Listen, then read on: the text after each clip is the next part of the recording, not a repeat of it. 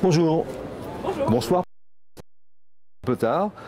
Juste pour vous présenter rapidement et puis essayer de détricoter éducatif. Odile Chenevet, coordonnatrice académique du Clémy,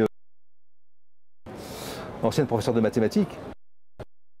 C'est un point commun avec toi, Muriel. Et puis ancienne complice de lutte. Martial Pinkowski, d'éducation physique et sportive, qui par ailleurs développe des tas de choses intéressantes sur un site qui s'appelle pdagogie.com. Et enfin Muriel Epstein, qui enseigne ou a enseigné les mathématiques, qui depuis diversifie ses activités éducatives sur un site et puis une association de formation en ligne qui s'appelle travailler socialement sur des publics en difficulté ou en décrochage. Je ne me suis pas trompé? Des élèves qui obligent à innover. Voilà. C'est bien, parfait. Peut-être un petit peu ce débat. Moi, mon idée à moi, c'était de mettre un tout petit peu de réflexion et puis pour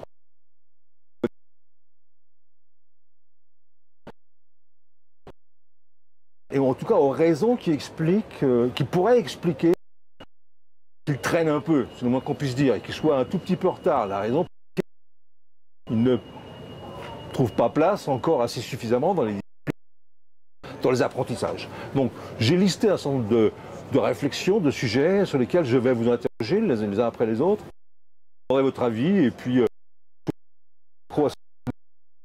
voilà, l'idée c'est pas longtemps, c'est de dire en quelques mots ce que vous en pensez et éventuellement ce qui vous semble le plus accrocheur pour vous, en tout cas ce qui vous irrite, pourquoi pas. Hein, certains... c'est un point qui est souvent évoqué par que c'est un réel changement de paradigme. Ça change les modèles, ça change, y compris donc les apprentissages. Et puis, on s'aperçoit dans la réalité que, en fait, au lieu de changer de paradigme, et dans la multiplication de démarches très utilitaires. Hein. Donc, votre avis là-dessus?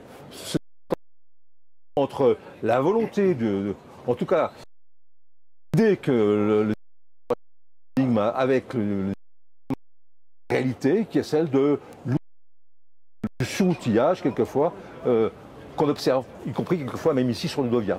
Votre avis peut-être, Odile? Tiens, on va commencer par Odile. Parce que je suis assez d'accord avec ce que tu viens de dire. J'ai pas exprimé d'opinion. Oui, oui, mais si, en disant qu'il y a cette ambiguïté, c'est vrai, entre c'est ce qui est déclaré, c'est la déclaration, on dit le numérique change la société et ça les contenus des savoirs.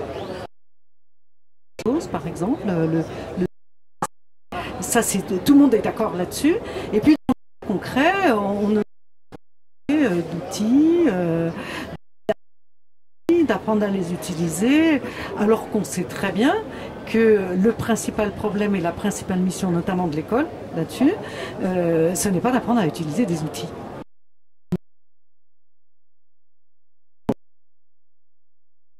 La compétence 4, elle n'est plus dans le nouveau socle. Non, elle n'est plus. La compétence 4, oui, oui, mais je crois que là, ça va changer forcément. Il y a des importantes que des outils, des techniques qui n'est plus tout le monde, je veux dire, pas simplement aux élèves, hein, ou à la société, aux gens, aux personnes. Même les personnes âgées, maintenant, ont des outils et des techniques qu'ils utilisent. Moi, je ne sens plus trop cette différence d'âge, par exemple, cette différence de génération. C'est un changement collectif, c'est un changement... On apprend tous ensemble.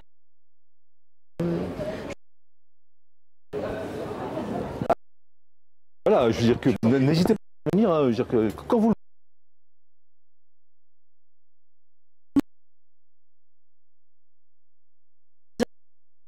Moi, moi j'espère que l'éducation nationale va changer. Tu penses vraiment que le numérique est un outil qui peut permettre de changer de paradigme? Oui. Moi je dis de Transapi tout le temps, en remplaçant les imprimantes par un outil comme l'était l'imprimante, mais qui permet, comme l'a fait Freinet, la manière c'est en autonomie aux élèves, etc. Donc je pense que c'est un outil pédagogique on peut se saisir pour changer de paradigme, pour changer de manière nationale.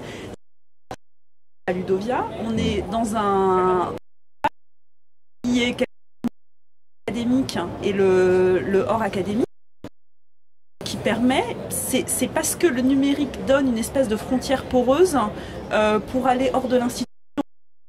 Comme les élèves décrocheurs, il oblige l'institution à se remettre en question, à avancer, que l'outil peut permettre le changement de paradigme. L'imprimante, quand on passe des... Ça, on a un changement d'outil qui change l'expertise de chaque personne, qui change la professionnalité. Donc on part bien d'un outil dans une vision assez optimiste, permettre de faire une petite révolution de l'enseignement qu'on aurait bien besoin. Alors moi en éducation physique et sportive, je réfléchissais à l'ensemble des... Je pense que la notion d'outil a quelque chose pour moi d'extrêmement important. D'abord c'est la fonction. Donc on va utiliser un outil particulier.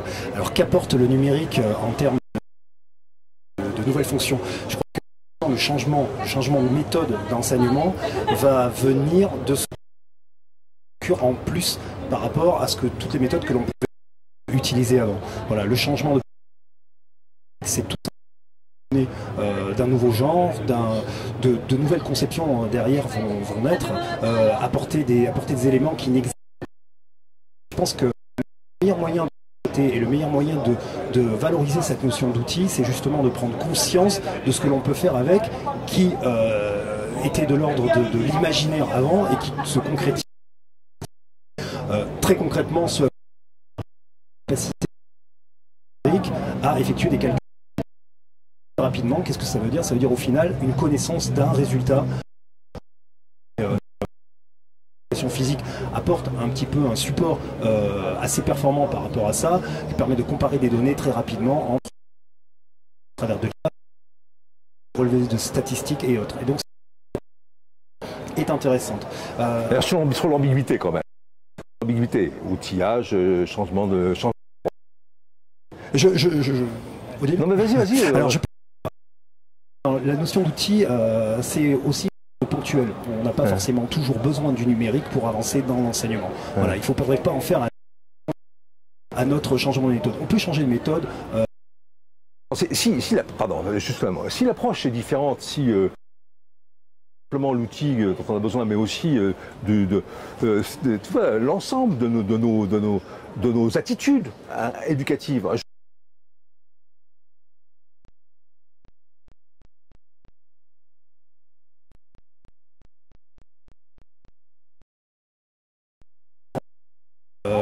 Changer un petit peu notre option initiale. Donc oui, il y a un changement de méthode à la base parce qu'on est dans une plus-value qui implique le fait de passer à autre chose. Odile et puis ensuite Muriel. Juste une chose, c'est que le changement de paradigme, c'est pas un changement de paradigme pour l'école, c'est un changement de paradigme pour l'ensemble de la société. C'est pas juste un changement d'outil, le numérique éducatif. C'est vraiment une adaptation de l'école au monde du 21e siècle, ce qui est tout à fait autre chose que de nouveaux outils. Muriel. Et puis on va finir là-dessus, on parlera de toute façon à la fin, le dernier sujet, on reviendra sur cette notion de... Je pense comme Odile, surtout que c'est une opportunité. C'est-à-dire qu'on aurait pu, Freinet a tenté de faire passer les pédagogies actives avec l'imprimante, il a un petit peu réussi, mais un petit peu. Et moi je pense qu'on peut faire sans le numérique, mais le numérique est un outil pour le faire. C'est celui qui est ressassé en permanence et à satiété, qui est celui de la promotion des usages pédagogiques. On entend que ça, dans toutes les réunions académiques, il faut promouvoir les usages, mettons en avant les usages, et quand on ne sait pas de il faut qu'il y ait des usages. Hein. C'est un mot qui est répété. Par ailleurs, ce mot a pour moi une connotation, pour moi, hein, je vous donne mon avis là, il a une connotation un tout petit peu faible. Je veux dire, usage, quand on est dans l'usage, un petit peu en position de consommateur et pas, on n'est pas en activité, on n'est pas proactif. Moi, je me posais la question, dans les entreprises, il n'y a personne l'idée de demander à quelqu'un qui travaille quels sont vos usages pédagogiques, vos usages numériques. Hein. C'est pas un mot qui a dans la société. On ne dit pas quels sont vos usages numériques. Pourtant, dans l'école, c'est un mot qui apparaît et qui est permanent, notamment par les enquêtes qui sont faites par les collectivités sur ce qu'on fait des machines. Moi, je me demandais s'il n'était pas préférable, et du coup, je vous interroge là-dessus, hein, il n'était pas préférable de parler clairement de pratiques professionnelles. On est dans des pratiques professionnelles qui sont en prise avec leur temps. Voilà, votre sujet à ce sujet. Notre point de vue à ce sujet. Alors, je vais commencer par être en désaccord avec ton constat, parce que j'ai participé en enquête en entreprise sur les usages du numérique en entreprise. Donc la notion d'usage du numérique en entreprise, c'est une question qui s'est posée. Je suis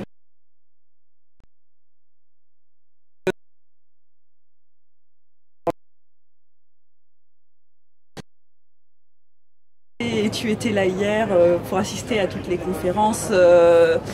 Non, peut-être pas, puisque tu es arrivé un peu plus tard. Donc hier, on en a beaucoup parlé de l'espace, de l'usage comme appropriation et donc comme un début de passage de consommateur à acteur, puisque c'est le sujet du colloque et c'est ce dont tu parlais. Oui, tout à fait. On est en plein dans le sujet du colloque. Hein. Oui, tout à fait. Mais donc il y avait cette idée que l'usage, c'est de l'outil et donc un début de donner un usager a un peu plus d'épaisseur qu'un consommateur. Il y a cette idée-là qui naît et qui permet d'aller vers la création. Donc ça, c'était le sujet. Vous pensez tous qu'un usager a un peu plus d'épaisseur qu'un consommateur? Enfin, je sais pas. C'est la thèse de Joël Jouet. Oui. Donc, usage pédagogique, pour moi, je le rattache à la notion d'outil. C'est-à-dire, on a des usages. C'est le même racine, hein, voilà, on est dans ce qu'on disait tout à l'heure sur l'outil, et donc on est dans le petit changement de pratique, voilà. Alors du faire, du quoi faire avec quels outils, et là on a des usages des outils. Alors que la pratique professionnelle, si on parle de pratique, on parle vraiment d'une posture vis-à-vis, et ça rejoint un petit peu ce qu'on disait tout à l'heure. Je veux dire, on est dans l'adaptation de l'école à la société du XXIe siècle, c'est-à-dire que la pratique de l'enseignant, la pratique normale de l'enseignant, c'est pas juste des usages, c'est ce qu'il doit faire au quotidien, intègre un certain nombre d'outils numériques, mais je pense que dans quelques temps, on ne le dira plus, on ne parlera plus d'outils numériques, ce sont les outils. De même qu'on disait, il y a eu une période où on disait, il y a des gens qui travaillent avec un ordinateur. Et maintenant, on dit, il y a des gens travaillent, point final, ils travaillent forcément avec un ordinateur, on ne sait plus travailler autrement. Et donc, dans la pratique professionnelle, elle devient de plus en plus, elle va forcément numérique, alors que les usages pédagogiques, on est encore dans... Pour moi, on est encore dans l'utilisation d'outils, on est encore dans les petits changements, les petites évolutions. Je sens que tu as un avis là-dessus. Oui, moi j'ai un avis. Moi j'ai un avis sur le terme de promotion. Je pense que très souvent, je le dis, je l'écris, je dis que l'école, on ne la fait pas entrer dans l'ère du numérique. Je pense qu'elle y est. Et on a besoin de la faire avancer. La promotion des usages, au sens où moi je la vois, elle est intimement liée à ce que je constate sur le terrain. Alors j'ai un exemple très concret, où lors d'une séance d'éducation physique et sportive, donc, la pratique du numérique accompagne un certain point. Le numérique accompagne un certain nombre de pratiques. Et un collègue s'approche de moi, voit mes élèves autonomes par rapport à un certain nombre d'actions, et me dit voilà, là on a réussi un acte pédagogique. C'est-à-dire qu'on a des gamins qui sont capables de s'organiser, se gérer tout seuls au travers de consignes et de missions qui leur sont attribuées. Et donc la promotion des usages dans ce cadre-là, je reviens complètement sur la notion de pratique professionnelle. C'est-à-dire que mon rôle a complètement changé au regard de la situation pédagogique. C'est-à-dire qu'il n'y a pas d'intervention et de démultiplication des tâches à vouloir faire avancer les choses. Les choses avancent d'elles-mêmes. Il nous faut simplement pouvoir m'en servir comme étant un support à une différenciation, à une distinction, à une individualisation des contenus, des remédiations, tout ce qui va derrière. Donc effectivement, je pense que cette notion de promotion est dépassée aujourd'hui. Je la vois comme étant quelque chose d'un petit peu obsolète. Ça marche, on le sait, ça marche dans certains cas, ça marche pas dans tous les cas. Ça marchera d'autant plus facilement que l'accès sera facilité, mais il faut se concentrer effectivement sur la pratique pédagogique et non plus sur la promotion de la présente. Elle est quasi bientôt omniprésente un petit peu partout. On est d'accord là-dessus ou pas? Ouais. Alors on peut passer au sujet suivant, hein. On peut passer au sujet suivant. C'était l'idée que je m'étais faite, mais que j'ai à entendre les autres. Encore une fois, moi je me fais l'écho de ce que j'écoute et de ce que j'entends. L'idée qui est assez présente et rémanente de ces connaissances qui sont partout, que l'élève peut s'approprier. On va bien lui apprendre, certes, on va lui donner éventuellement quelques billes pour qu'il puisse les approprier le mieux possible, chez lui, à l'école, partout, hein, dans la rue.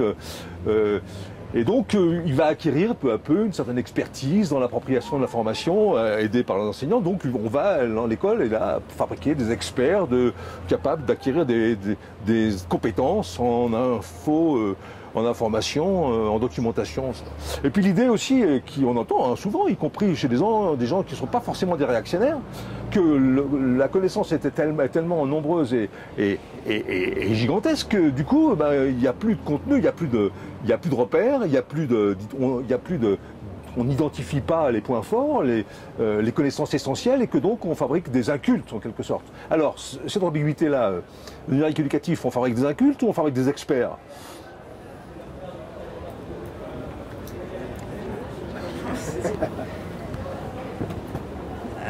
Ça va dépendre du sujet. Si tu m'interroges sur un sujet de maths ou de sociaux, j'ai des chances d'être experte. Et puis si tu m'interroges sur un sujet de jeux vidéo, je vais être complètement piteuse. C'est pas moi, en l'occurrence, je parle des élèves. Hein, oui, mais non, mais les élèves, oui. Là je te parle de moi, mais les élèves, ça va être pareil. Ils vont avoir des domaines où ils vont être... Alors experts, j'en sais rien, mais enfin en tout cas assez calés. Puis des domaines où ils vont être complètement incultes. S'il se trouve que ta personne plus ou moins réactionnaire, un peu âgée, était très attachée à un domaine qu'elle appelle la culture, elle va considérer qu'il est inculte parce qu'il ne connaît pas tel ou tel auteur ou les tables de multiplication ou les numéros des départements. Mais inversement, l'élève qui sera très cultivé sur la Wii, la PlayStation et tout un tas de trucs que la personne en question ne connaîtra pas. Enfin, c'est peut-être des différents.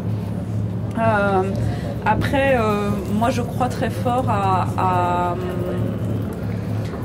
l'arrivée d'une génération dont j'espère qu'elle sera sérempiditaire, c'est-à-dire capable de trouver ce qu'elle ne cherche pas quand elle cherche qu'elle ne trouve pas, et capable de changer de domaine d'expertise, c'est-à-dire d'arriver sur un sujet et puis d'apprendre sur un autre sujet. Et j'espère que tout ce qui est formation tout au long de la vie et capacité à apprendre va se développer, plus que l'expertise donnée, figée. Alors que, je veux dire, même à l'époque de l'encyclopédie, le savoir était déjà... il était réservé à quelques-uns. Hein. Et il était déjà relativement important. Je veux dire, ils ont quand même mis un bout de temps à essayer de rassembler tout ce qu'on savait ou qu'on croyait savoir. Je crois que c'est peut-être la notion même d'expert qui est en train d'évoluer. C'est-à-dire, qu'est-ce que c'est qu'un expert? C'est pas forcément celui qui a déjà tout prêt dans sa tête un certain nombre de savoirs et de connaissances.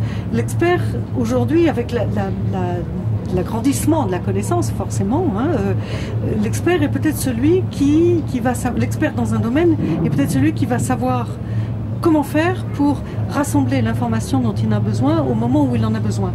C'est-à-dire que l'expert, c'est celui qui est capable de formuler une question comme il faut sur un sujet donné et qui est capable d'aller mener une enquête rapide ou longue, selon les cas, et qui a, disons, les bagages suffisants qui lui permettent de mener à bien et rapidement une enquête, moi j'insiste beaucoup sur cette notion-là, qui est capable de l'amener pour sortir, être capable de sortir à un moment donné ce qu'il cherche et une réponse à la question qui va être documentée, alimentée, réfléchie, etc.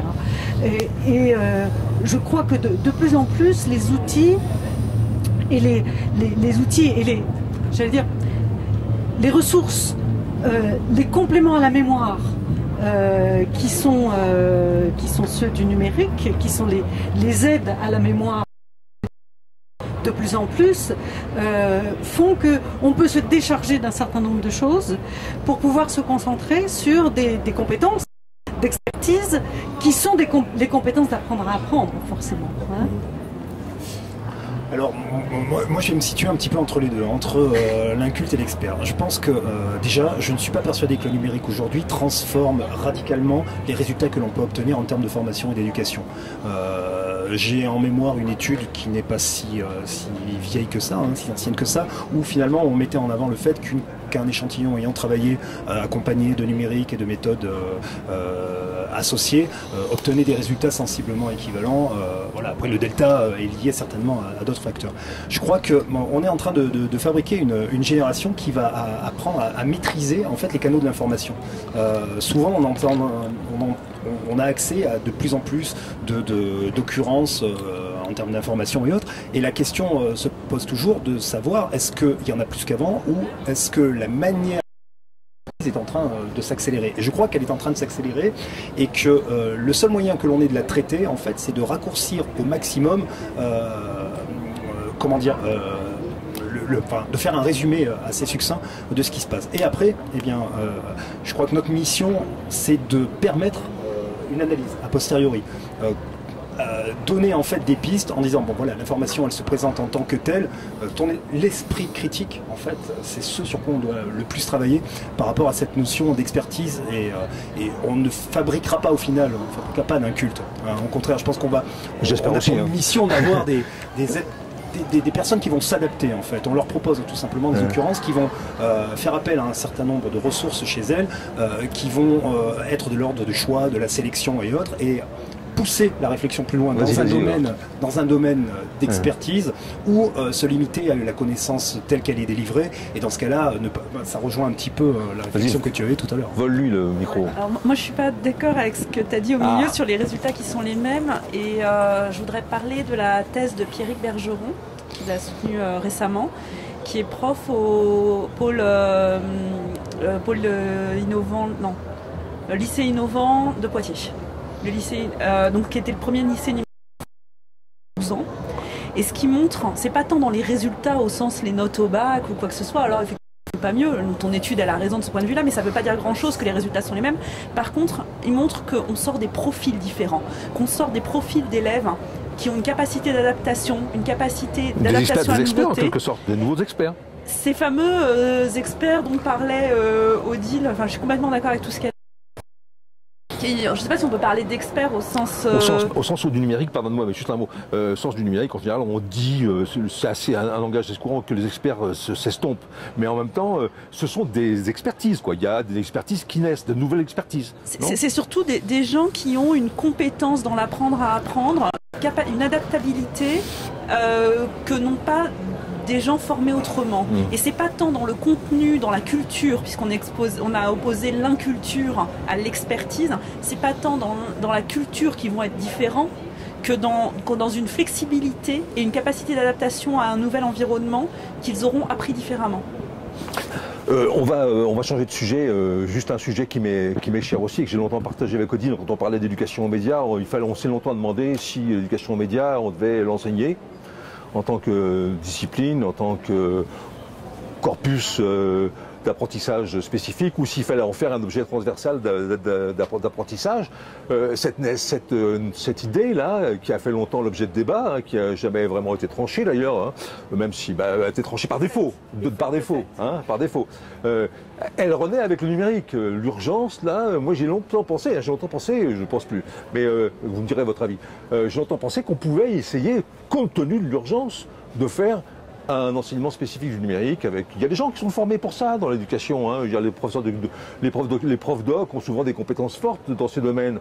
Et puis d'autres peut-être aussi. Hein. Il y a dans chaque lycée, dans chaque collège, il y a souvent un professeur, ou même dans chaque école, il y a un professeur qui est un peu plus geek que les autres et qui aurait pu essayer d'apporter des compétences fortes dans certains domaines. Et puis l'idée qu'au contraire, le numérique doit irriguer l'ensemble de l'apprentissage et qu'on parle plus d'une littératie transversale et puis et générale, quoi, en quelque sorte globale. Votre avis là-dessus? Faut-il enseigner le numérique ou partial? Faut-il enseigner le numérique ou faut-il en faire une littératie, un objet de littératie transversale?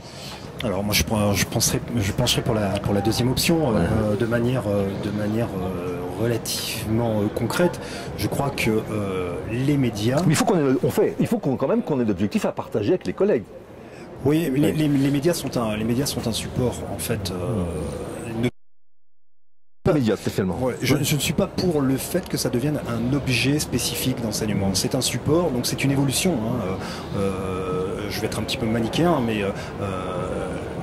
les tableaux numériques interactifs en eux-mêmes, c'était une manipulation des tableaux de manière un petit peu simple au départ, qui remplaçait tout simplement l'existant, et puis petit à petit sont devenus des objets qui apportaient un supplément, un complément. Je reviens, alors bien évidemment quand je dis ça, je reviens sur cette notion d'outil avec on en reparlera tout à l'heure. Le perfectionnement et tout ce qui est avec. Donc je demeure persuadé que ça doit rester quelque chose, un adjoint, un support sur lequel on puisse s'appuyer, compter. Que tu partages avec tes collègues donc. Que l'on va partager effectivement dans la manipulation, dans la mise en œuvre, pour obtenir des résultats, et ce sont les résultats obtenus qui sont, à mon avis, le plus intéressant à développer. Tes collègues sont impatients de prendre le micro. Moi j'ai envie de profiter qu'on n'a aucun collègue du premier degré pour dire que ce serait drôlement bien que ça fasse partie des savoirs de base du premier degré, donc de primaire. Sachant que dans le secondaire, si on commence à développer une matière, les profs de maths, ce qui me paraît une très mauvaise idée. Non pas que les profs de maths refusent forcément de faire ça, mais je pense que ça introduit une erreur de conception et sur ce qu'est le numérique et sur ce que sont les mathématiques. Donc je pense que ce serait plutôt une bonne idée que ça fasse partie des savoirs, mais de la même manière que normalement dans le second degré on n'apprend pas la calligraphie, on n'apprend pas à écrire, les élèves le savent déjà. S'ils savaient déjà manipuler un minimum un ordinateur, ça paraîtrait normal, et donc que ce ne soit pas un savoir identifié comme disciplinaire au niveau du second degré. Alors, je crois que cette question qui n'est pas nouvelle en fait, qui n'est pas nouvelle, on se l'est posée en éducation média depuis longtemps. J'ai eu d'ailleurs, comme toi, Michel, des réponses qui ont varié au fur et à mesure des années. Et maintenant, j'en suis à me dire que, certes, non pas d'apprentissage spécifique, mais d'une adaptation au monde tel qu'il est, et que donc ça doit être complètement intégré dans l'enseignement. D'ailleurs, le nouveau socle commun de connaissances en tout cas, c'est la porte, ce vers quoi on va. Il intègre le numérique complètement transversalement. Et c'est effectivement vers ça qu'il faut aller, jusqu'à ce qu'on supprime le mot numérique d'ailleurs. Moi, ce que j'attends, c'est le moment où on ne dira plus numérique. Ouais. On apprend, c'est tout. Et on apprend avec du numérique, bien sûr. C'est les outils de la société, etc. Ouais. On ne dit plus, on apprend avec un tableau. Ou on apprend. Vous êtes tous d'accord, grosso modo. Alors, attends, je finis juste là-dessus. Je t'en prie. Le problème, c'est que la situation de l'école est telle, le positionnement des disciplines dans l'école est tel que l'école n'est pas prête à se transformer complètement pour être complètement adaptée à la société numérique. Elle n'est pas prête à ça. Donc qu'il y ait, je ne serais pas opposée à ce qu'il y ait une période pendant laquelle parce que les savoirs changent. Avec le numérique, le contenu même des savoirs change. Donc les disciplines doivent changer. Les disciplines ne changent pas si vite. Donc qu'il y ait un temps d'adaptation intermédiaire maintenant à mettre en place, où il y ait une approche disciplinaire, on va dire, qui concerne le numérique, les médias, le code, etc. Un petit peu tout ça. toutes ces notions-là qui sont liées au numérique. En périscolaire, tu veux dire? Non, intégrées dans les heures, des heures spécifiques d'enseignement à ça. Donc tu reviens sur l'idée et tu préférerais qu'il y ait marqué... Pour l'instant. Voilà. Jusqu'à temps que le numérique soit complètement... Je veux dire qu'on n'est plus... pour décrire ce qu'on fait à l'école. Elle n'est pas d'accord, hein, et puis on va finir là-dessus, à moins que Martial ait quelque chose à dire. Je suis pas forcément pas d'accord, je suis en train de changer d'avis avec moi-même, hein, mais je suis en train de me dire qu'en fait, dans une logique où je pense qu'il faut casser les disciplines de toute façon, et qu'il ne devrait pas ou plus y avoir un cours de maths, une heure de maths, une heure de français, une heure d'histoire, ça n'a de toute façon pas de sens. Et est-ce que le numérique ne peut pas aider à augmenter le transdisciplinaire, qui de toute façon n'a pas de... pour moi n'a pas... Enfin, largement pas de sens. Oui, vas-y Martial. Non, mais moi, je crois proposer qu'on s'arrête sur ce sujet, à moins que tu aies quelque chose à dire, vas-y. Non, je t'assure. Moi, j'abonde, je vais dire mon sentiment une seconde, j'abonde entièrement dans le sens de Muriel. Et évidemment que le numérique est un fort vecteur de trans, hein, et que de ce point de vue-là, on a tout à attendre, et au mieux, j'espère, pour demain. Et donc, c'est d'autant plus stupide la démarche de certains de vouloir mettre en place une discipline informatique. Voilà, on est loin de... Alors, le sujet suivant, si vous voulez bien, je vais essayer de le relire, ça sera plus simple. Oui, c'est ça. C'est un sujet que tu m'as dit qu'il te plaisait. Odile, on va commencer par toi, Diane, ça va te permettre de le lancer. Le numérique éducatif, est-ce que c'est un vecteur d'émancipation ou au contraire, est-ce que c'est de l'encadrement? Clairement, est-ce que c'est quelque chose qui permet, par exemple, aux élèves d'exercer leur droit à l'expression, leur droit à s'exprimer, ou au contraire, est-ce que quelquefois on observe que ce numérique met en place des dispositifs, des systèmes qui encadrent l'expression des élèves, mais aussi même les activités pédagogiques. Voilà, c'est ça qui m'intéresse. Émancipation ou encadrement? Les deux. C'est-à-dire que ça dépend de quoi on parle, quoi.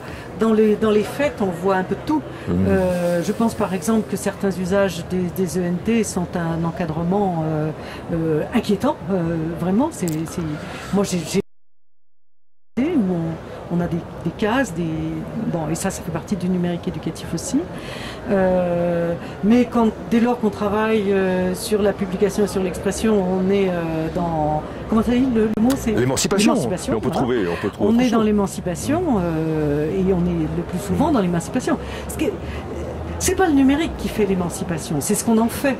Et on peut faire avec le numérique, on peut faire du frontal absolu, on peut faire du fliqué absolu, on peut utiliser les traces à des fins malhonnêtes, c'est-à-dire on peut aller jusqu'au flicage même, et un flicage grave parfois.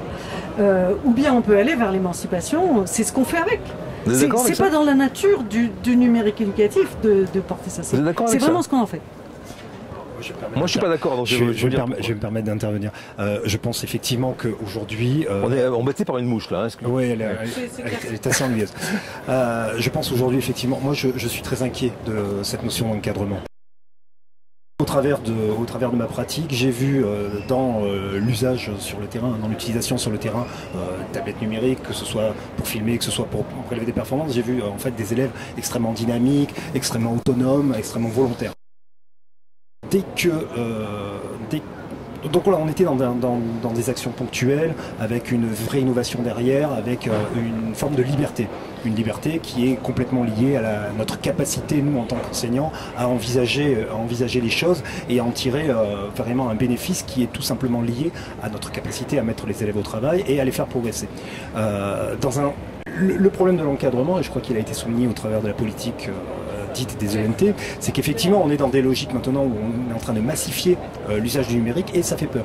Les gens ont peur, voilà. Les politiques ont peur, les institutions ont peur, et à partir de ce moment-là, on est en train de penser en fait un verrouillage qui va dans des situations extrêmes. Je regardais par exemple lors du congrès, du colloque, un prestataire qui mettait en avant le temps passé sur l'espace. Alors c'est pas nouveau, hein, c'est quelque chose qui existe depuis très longtemps et moi je trouve ça terrible. Je trouve ça terrible parce que pour la bonne raison qu'un enfant peut très bien résoudre un exercice de mathématiques rapidement et le faire juste Voilà, et ça n'est pas le temps passé qui est important, finalement, c'est la qualité du travail produit.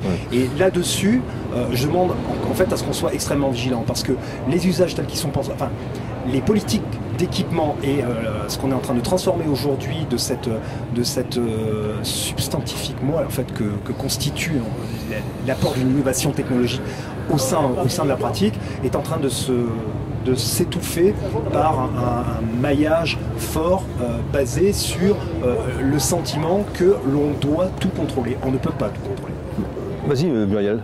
Moi je suis on réfléchit beaucoup à Transapi à ce que c'est que l'émancipation par l'école, et je suis pas d'accord avec ton idée que l'émancipation ce serait le fait que les élèves s'expriment. C'est un des aspects. L'émancipation, c'est un changement de rapport au savoir. C'est, enfin, je veux dire, quand on pense, si je reprends pédagogie Freinet et le plus jamais ça, enfin, je veux dire, toutes les pédagogies nouvelles et pédagogies actives sont nées dans les années 20, après la Grande Guerre, avec une idée de plus jamais ça, et avec l'idée que tu développais tout à l'heure de dire on va donner l'éducation vise à donner aux enfants un esprit critique, et quelqu'un qui a un esprit critique ne va pas aller faire la guerre. C'était quand même vraiment cette idée-là. Et là, on est, je crois, complètement en dehors de l'expression. Je veux dire, on peut tout à fait générer de l'expression et être dans la surveillance de cette expression et pas être dans l'émancipation. Et inversement, on peut être avec un fort encadrement alors peut-être pas avec la surveillance, je pensais que j'étais plutôt d'accord avec ce que disait Odile, mais on peut être dans quelque chose qui est très carré, très cadré, donner les outils aux jeunes pour avoir une vision critique des choses et pour que le savoir les émancipe. Rebelote par rapport à la question du début sur le numérique outil. On va y revenir tout à l'heure. Ou pas.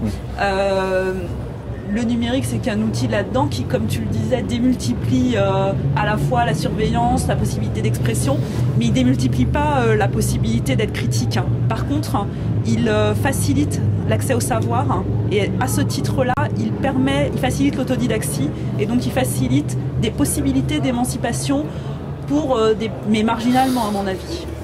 Bon. D'où la place importante de l'enseignant. Vas-y Martial. D'où la place importante de l'enseignant au travers de ça. On ne peut pas laisser les élèves autonomes. On est un petit peu en retard, on va essayer d'avancer sur l'avant-dernier sujet.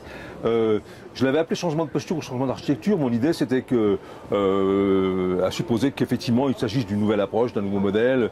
Qu'est-ce qui allait changer en priorité? Les espaces, les temps, les architectures, donc, les modes d'enseignement. Et d'une certaine manière, Transapi montre qu'on peut enseigner dans d'autres lieux ou d'autres manières différentes que celles auxquelles on a l'habitude, ou au contraire, s'agit-il, et peut-être c'est pas forcément au contraire, c'est peut-être aussi, s'agit-il d'un changement de posture du maître qui descend de son estrade, qui est plus humble au niveau, qui accompagne plus ses élèves qu'il ne les enseigne, comme on dit auparavant, qu'il ne leur transmet, qu'il ne les instruit au sens du versement d'un savoir. Voilà, votre avis à ce sujet. Changement de posture, changement d'architecture, ça concerne plus les hommes ou les femmes, ou au contraire les objets, les espaces, les lieux, ou les temps. Le problème, c'est qu'il n'y a pas de réponse absolue à ça. À mon avis, c'est un petit peu comme tout à l'heure, ça dépend ce qu'on en fait. C'est-à-dire qu'on a vu le pire et le meilleur se faire avec le numérique. C'est pas le numérique qui va faire que l'enseignant va descendre de son estrade. Non. J'ai vu nombre de fois où on fait du numérique d'une manière très frontale, et très traditionnelle. Je veux dire, c'est pas le numérique. J'avais fait un article une fois qui s'appelait la pédagogie n'est pas fournie avec l'ordinateur. C'est-à-dire que c'est pas ce que font les hommes et les femmes avec ça.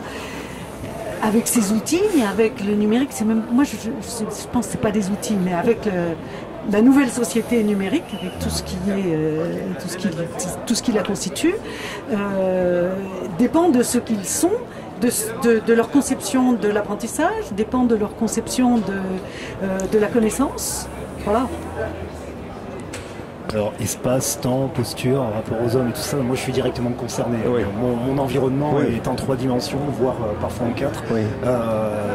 Je pense que ce que ça change comme rapport, je reviens sur cette notion d'immédiateté du résultat. La relation que l'on peut avoir avec les élèves, à partir du moment où ils partent dans des lieux éloignés de la position de l'enseignant, est la suivante. Le recul que l'on a sur un cours nous permet de détecter et d'agir sur ce que l'on détecte comme n'étant pas en accord avec les consignes que l'on s'est données. Donc ça change tout, voilà, ça change la position. Cette position permet de voir des choses que l'on ne voyait pas forcément avant. Hein. Donc là je suis très concret, hein, je suis dans le domaine de l'éducation physique et je suis sur le terrain. Et bien évidemment, donc la réponse l'évolution, moi, que j'y ai vue sur le terrain est la suivante. C'est-à-dire qu'au départ, l'enseignant voit un problème et va vers le problème. À la fin, l'enseignant répond à des besoins. Il y a une demande. Nos élèves, quand on les a en situation, ils partent et puis ils réussissent pas forcément et puis ils ne cherchent pas forcément non plus à agir. Là, la disponibilité que rend l'usage du numérique, hein, ne serait-ce que par la plus-value liée à la connaissance du résultat immédiat qui fait que si j'ai réussi 7 fois sur 10, c'est bon, la tablette me dit, l'outil que j'utilise me dit, tu as fait 10 tentatives, tu as réussi 7 fois, ça correspond à la commande, permet à l'élève de passer à autre chose par lui-même. Alors, est-ce que de manière un peu virtuelle, c'est, voilà, vous avez franchi le niveau 2, passé au niveau 3, donc là on est plus un peu dans le jeu électronique, au travers de la consigne de la compétence, mais c'est pas grave, hein, je veux dire, j'ose le comparatif, ça serait un peu ça. En réalité, ça se passe pas comme ça sur le terrain. Donc oui, j'y crois fortement. Le rapport humain, le rapport à l'espace, le rapport au temps. Alors maintenant, j'ai mis en bémol quelque chose que je ne sais pas faire, j'en ai beaucoup discuté autour de moi, c'est comment transférer cette capacité à l'ensemble des disciplines que l'on peut avoir. On ne peut pas agir sur le corps, c'est facile, de travailler sur l'espace et le temps. Moi, je pense qu'on devrait travailler plus avec le corps sur les autres matières, mais c'est encore un autre problème. Non, c'est pas forcément le nôtre, c'est pas forcément un autre. Je pense que la mémoire la plus puissante, c'est la mémoire kinesthésique. Le vélo, ça s'oublie pas, etc. Oui. Il y a des études qui ont montré que si vous allez courir en écoutant vos mots d'anglais, vous les apprenez mieux qu'en restant assis à un bureau à les lire, parce que vous mobilisez votre mémoire corporelle. Je comprends de moins en moins qu'on n'utilise pas cette mémoire et qu'on utilise principalement la mémoire visuelle quand la majeure partie des élèves sont kinesthésiques, une partie sont auditifs et que je trouve qu'on ne réalise pas le potentiel des élèves. Mais bon, ça c'est une autre question. C'est une autre question qui ne dépend pas du numérique, c'est pour ça que je disais que je sortais du sujet. On va terminer parce qu'on est un tout petit peu en retard. J'avais promis qu'on essaierait de terminer à 7h. Et on revient un petit peu sur le premier sujet qu'on avait abordé. Le numérique éducatif, pendant qu'il y a un enfant qui nous perturbe, mais bon, c'est la vie, hein, on est perturbé par les enfants en permanence. Mais en même temps, heureusement qu'ils sont là. Je l'ai appelé technologie ou culture, mais en fait, il s'éclaire ce sujet des réflexions qu'on entend. Hein. D'abord, la culture numérique, on parle que de ça, sauf dans les écrits du ministère, mais on entend parler que de ça. Par ailleurs, quand on en parle à certaines personnes, et du coup, il y a vraiment une sorte de hiatus là. Quand on en parle à certaines personnes, il y en a qui disent, et moi je l'ai lu, il y en a qui disent qu'ils ne savent pas ce que c'est. Hein. J'ai entendu. Je l'ai lu sur une certaine liste de diffusion disciplinaire en disant moi la culture numérique je ne sais pas ce que c'est, je veux bien parler d'apprentissage, je veux bien parler d'outils, je veux bien parler de pédagogie, mais la culture numérique je ne sais pas ce que c'est. Alors, pareil, je ne veux pas parler d'outils, hein, voilà. Et c'est quoi ? Alors, tu as donné une définition tout à l'heure, est-ce que tu penses qu'effectivement le numérique éducatif, il est plus ancré dans des pratiques culturelles ou des pratiques technologiques ordinaires ? Tu peux définir la culture numérique ? Mais non, mais c'est pas moi qui vais le faire, c'est Odile parce qu'on en a parlé tout à l'heure. Oui, on m'a demandé ça aux députés pendant la table ronde et sans avoir réfléchi, j'ai dit mais pour moi la culture, déjà là, il faut définir culture parce que numérique c'est ce qui... ça vient juste éclairer le mot. Et j'avais dit la culture c'est un ensemble c'est un environnement de savoir et de compétences si on veut, mais c'est inclus dans les savoirs, qui fondent une société. Et donc le culture numérique, des modes de vie ensemble. Hein, ça définit cet environnement de savoir et de compétences, à la fois qui utilise des canaux numériques et des savoirs qui concernent le numérique lui-même. C'est que voilà. C'est pas la phrase n'est pas construite, mais en gros c'était ça ma définition. Et donc, est-ce que par exemple tu ne penses pas que la culture numérique, pour répondre à ta question aussi Muriel, elle ne se elle ne se définit pas en opposition à l'inculture numérique. La culture numérique, on la voit, on peut la toucher, elle est patente. Hein. Ça, des gens qui sont incultes avec posture de ces outils, on en voit plein. Hein. Oui, et ça me fait penser aux termes anglophones qui sont utilisés, parce qu'on parle de literacy. Oui. Et là, on est dans l'ambiguïté complète, parce que la digital literacy, oui. Est-ce que ça veut dire la même chose que culture numérique? Pas tout à fait sûr. Voilà. Mais si on fait l'interprétation de culture à ce sens-là, oui. Effectivement, on est dans la compréhension literacy. Oui. Et on a les illettrés. On a les lettrés et les illettrés. C'est intraduisible en français, mais culture numérique, c'est un peu plus large que ça pour moi. C'est vraiment, ça définit une société. Oui. Et on est dans une société numérique, c'est-à-dire où la culture numérique a son importance. Peut-être pour rebondir là-dessus, pour en parler avec quelque chose qu'on connaît bien avec Stéphanie, on était présents ensemble au Conseil national du numérique, on a entendu un des membres du Conseil national du numérique, Conseil national du numérique, c'est pas n'importe quoi, dire la culture numérique, je ne sais pas ce que c'est. Alors, ça choque pas Muriel. Ça me choque pas parce que je ne sais pas ce que c'est, dans le sens où c'est pas défini de manière commune, etc. Et j'ai été aussi au Conseil national du numérique sur la partie éducation. C'était avec nous, non? Oui. Et je sais pas non plus ce que c'est. Et ça me pose, je me sens pas pour autant moins légitime à avoir donné mon point de vue, le point de vue que m'ont donné les jeunes. Donc la culture numérique, faudrait la définir. Si tu la définis par rapport à... Non mais faut la définir, c'est tout. Oui. Si tu veux, c'est récent. La notion de culture, il y a toujours une notion de quelque chose qui a un peu passé. Et qu'est-ce qu'on retient? C'est quoi la substantifique moelle? Là, on parle d'un truc récent, c'est comme la musique. Là, qu'est-ce qui, dans 20 ans, 30 ans, des musiques qu'on écoute aujourd'hui constitueront la culture et on en dira les années 2010, c'était telle musique. Je ne sais pas aujourd'hui parce qu'on n'a pas encore pu faire le tri.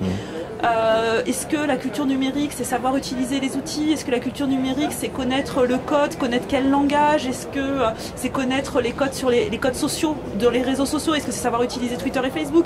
Est-ce que... Oui, mais quoi dans tout ça va rester, si tu veux? Est-ce que moi j'ai appris à coder, je savais faire du Lexeniac, je sais même pas si tu sais ce que c'est. C'est un truc de grammaire...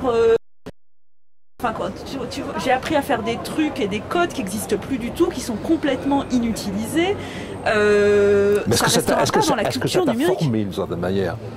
Je sais pas. Ça a fait la culture commune dans laquelle on s'est connus, où je sais faire RM étoile, Schmod 777, etc. Mais est-ce que ça me sert dans la vie de tous les jours? La réponse est plutôt non. Sauf quand je l'interagis avec des gens qui ont cette même base culturelle, avec qui je vais pouvoir faire les mêmes blagues, etc. Pas seulement, je pense pas. Martial, vas-y. Alors, moi, je vais être provocateur. Si je te parle de culture sportive, est-ce que tu peux la définir? Donc, non, c'est ton travail. Donc, dans la réalité, je pense que la culture, c'est la préoccupation de l'individu. C'est-à-dire... Enfin, malgré tout, il y a quand même un certain nombre de valeurs partagées dans le... qui sont valeurs, voilà, qui font un corpus de références et de valeurs.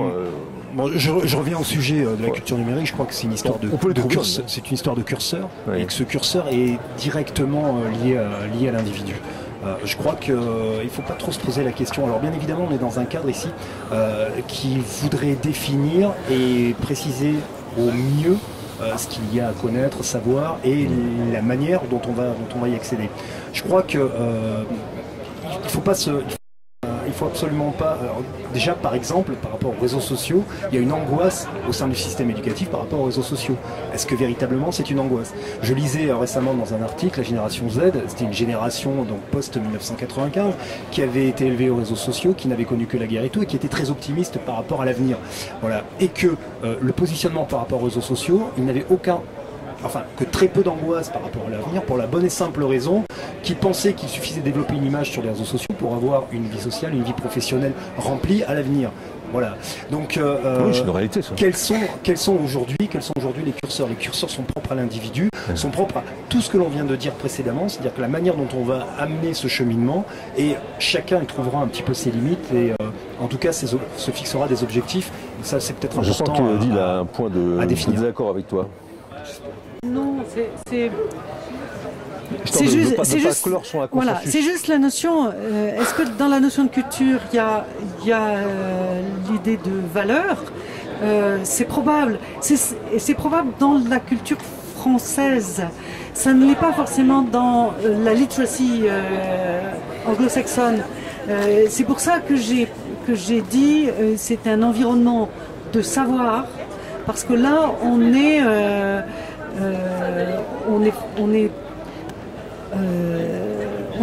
pas forcément sur le jugement de valeur, tu vois. Pour répondre à ce que tu disais, moi j'ai appris le Fortran il y a fort longtemps, très longtemps. Alors est-ce que ça me sert aujourd'hui? C'est pas la question. La question n'est pas ça. Il y a un certain nombre de savoirs qui sont utiles à un moment donné et qu'il faut que l'école enseigne, par exemple, parce qu'elles sont utiles à un moment donné dans une société, dans une pratique, etc. Qui, de toute manière, dès lors que tu apprends, j'ai appris aussi l'algorithmique avec ça. Et l'algorithmique que j'ai pris à apprendre à ce moment-là, en revanche, la pratique du Fortran, non. Mais ça n'a aucune importance. C'est comme ça que j'ai construit ma culture, c'est-à-dire mon environnement de savoir, d'une certaine manière. C'est vraiment pour ça que j'associe savoir avec l'idée de culture. Voilà. Une culture générale la plus dense et la plus complète possible, empreinte de numérique, ça vous va quand même, hein? On va rester là-dessus, non? Ça vous va, hein? Merci à tous, merci encore une fois, merci, bonne soirée, vos points de vue. Merci Michel.